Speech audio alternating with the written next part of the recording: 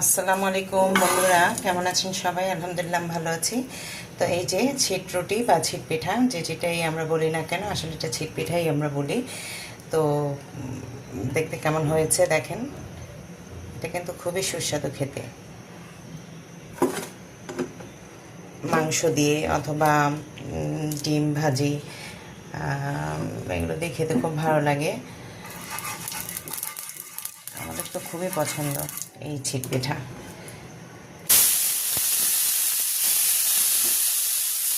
বানানো খুব সহজ, আসলে খুব একটা কঠিন কিছু না। জাস্ট শুধু চালের গুঁড়ো আর একটু আদা বাটা আর পেঁয়াজ বাটা সাথে দিলে একটু লবণ, আর কিছু লাগবে না। তেমন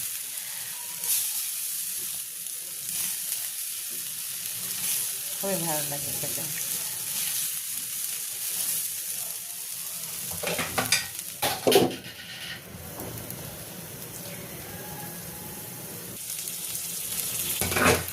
বন্ধুরা, এই যে দেখেন হয়ে গেল ছিট পিঠা।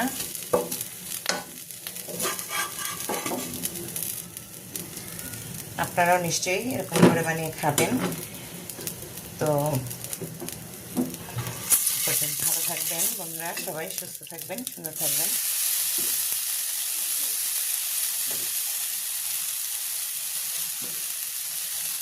আল্লাহ হাফেজ। আসসালামু